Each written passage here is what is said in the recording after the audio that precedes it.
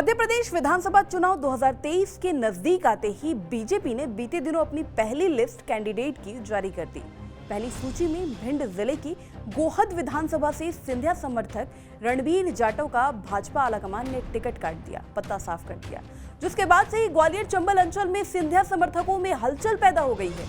ऐसे में कांग्रेस सिंधिया समर्थकों को लेकर हमलावर है, तो वहीं राजनीति के जानकार भी ये संभावना जता रहे हैं कि आने वाले लिस्ट में सिंधिया खेमे से कुछ नाम और भी कट सकते हैं। नमस्कार, आप देख रहे हैं टीवी 9 मध्य प्रदेश छत्तीसगढ़। मैं हूं आपके साथ अनुभा सिंह। आपको बता दें, अपनी उम्मीदवारी को लेकर सिंधिया समर्थक अपने चेहरे पर संतुलन बनाए हुए हैं और उम्मीद का दामन थामे भाजपा की दूसरी लिस्ट आने का इंतजार कर रहे हैं। मध्य प्रदेश में 2018 के विधानसभा चुनाव में कांग्रेस को मिली जीत के बाद भी केंद्रीय मंत्री ज्योतिरादित्य सिंधिया और उनके समर्थकों के दल बदल के जोर पर कांग्रेस की सरकार गिरवाकर चौथी बार बीजेपी की सरकार बनवाने में मदद की थी, जिसके चलते मध्य प्रदेश में 2020 में सिंधिया समर्थकों का उपचुनाव हुआ और कई समर्थकों को हार का मुंह देखना पड़ा था। ऐसे में अब एक बार फिर से मध्य प्रदेश विधानसभा चुनाव 2023 के चुनाव में सिंधिया समर्थकों के माथे पर चिंता की लकीरें खिंच गई है। ऐसा इसलिए क्योंकि हाल ही में बीजेपी ने अपनी पहली उम्मीदवारों की लिस्ट में सिंधिया समर्थक रणबीर जाटव का गोहद से टिकट काट दिया गया। ऐसे में अब मौजूदा दावेदारी कर रहे सिंधिया समर्थकों में खलबली मच गई है। हालांकि वो अभी भी चेहरे पर खुशी जताते हुए भारतीय जनता पार्टी और अपने नेता केंद्रीय मंत्री ज्योतिरादित्य सिंधिया पर विश्वास जता रहे हैं। मेरा मानना है कि टिकट की मांग हर कार्यकर्ता को करनी चाहिए, क्योंकि मेहनत करता है कार्यकर्ता तो टिकट मांगने का सबको है। लेकिन जब पार्टी तय कर दे कि इस टिकट इसको दे दिया तो फिर सबका दायित्व है उसके लिए काम करें। मेरा मानना है कि आने वाले समय में टिकट जिसके लिए मिलेगा सारे कार्यकर्ता उसके लिए काम करेंगे। टिकट तक सबकी इच्छा होती है टिकट की, लेकिन एक बार पार्टी हाईकमान ने तय कर दिया कि टिकट फलाने आदमी को मिल रहा है और जिसको दे दिया उसके लिए पार्टी को काम करना चाहिए। मध्य प्रदेश विधानसभा चुनाव की भाजपा की पहली लिस्ट में सिंधिया समर्थक रणबीर जाटव का नाम कटने के बाद अन्य समर्थकों में मची खलबली के बाद कांग्रेस भी सिंधिया समर्थकों पर लगातार हमलावर है।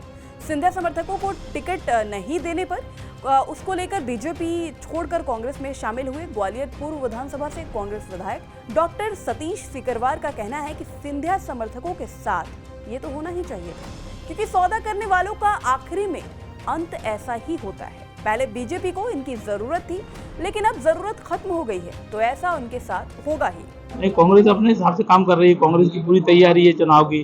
कांग्रेस के कार्यकर्ता गली गांव मोहल्ले कस्बे में सब लगे हैं। BLA स्तर पर, बूथ लेवल स्तर पर काम कर रहे हैं और हमें इसकी चिंता नहीं है कि हमारे सामने कौन प्रत्याशी होगा, कांग्रेस के सामने कौन होगा। जो भी होगा कांग्रेस अपना काम करेगी। और जिस तरीके से सिंधिया समर्थकों की सीटें कट रही है, किसी को मिल रही है, तो इससे वो तो होना ही था। देखो, उनको यही होना था, सौदा करने वालों का आखिरी में अंत यही होता है। सौदा जब करता है तो जब उस समय जरूरत थी उनकी, अब खत्म हो गई उनकी जरूरतें। सौदेबाजों का यही स्थिति होती है, वो होगी। विधानसभा चुनाव में बीजेपी की ओर से पहली लिस्ट आने के बाद दूसरी लिस्ट आने का इंतजार है। ऐसे में राजनीति के जानकारों का कहना है कि पहली लिस्ट में सिंधिया समर्थक रणबीर जाटव का टिकट कट गया है। ऐसे में बीजेपी की आने वाली दूसरी लिस्ट में भी संभावना है कि सिंधिया खेमे में समर्थकों के नाम काटे जा सकते हैं, क्योंकि पार्टी की गाइडलाइन है जमीनी स्तर पर काम करने वाले कार्यकर्ता को टिकट दिया जाएगा। ऐसे में ज्योतिरादित्य सिंधिया पर भी दबाव है। वो बार बार सार्वजनिक मंच से अपने कार्यकर्ताओं को कह रहे हैं कि यहाँ पर किसी व्यक्ति का कैंडिडेट नहीं है, बल्कि केवल बीजेपी का कैंडिडेट आएगा।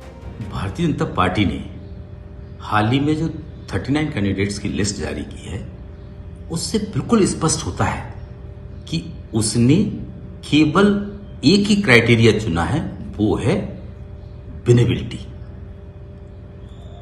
ग्वालियर चंबल संभाग में ये भले ही माना जा रहा हो कि ज्योतिरादित्य सिंधिया के लोगों को दोबारा रिपीट किया जा सकता है, लेकिन इन 39 में उनके एक गोहद से कैंडिडेट को ड्रॉप किया है। आपको बता दें कि केंद्रीय मंत्री ज्योतिरादित्य सिंधिया के समर्थकों ने अपनी मौजूदा विधायकी छोड़कर कांग्रेस से बीजेपी में शामिल हुए थे और मंत्री पद मिला था।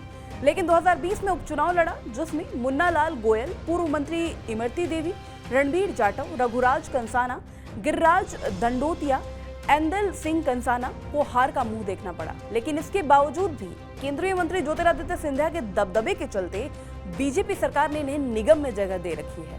लेकिन अब बीजेपी की ओर से जारी पहले उम्मीदवारों की लिस्ट के बाद एक बार समर्थक का टिकट कट जाने से सिंधिया समर्थकों में हलचल देखी जा रही है, तो वहीं कांग्रेस भी अब उन पर तंज कसते हुए नजर आ रही है। ऐसे में अब सबकी निगाहें बीजेपी की दूसरी लिस्ट की राह देख रही है। अब देखना होगा कि बीजेपी दूसरी लिस्ट में सिंधिया के कितने समर्थकों को चांस देती है। मध्य प्रदेश और छत्तीसगढ़ से जुड़ी तमाम बड़ी खबरों के लिए देखते रहिए TV9 मध्य प्रदेश छत्तीसगढ़।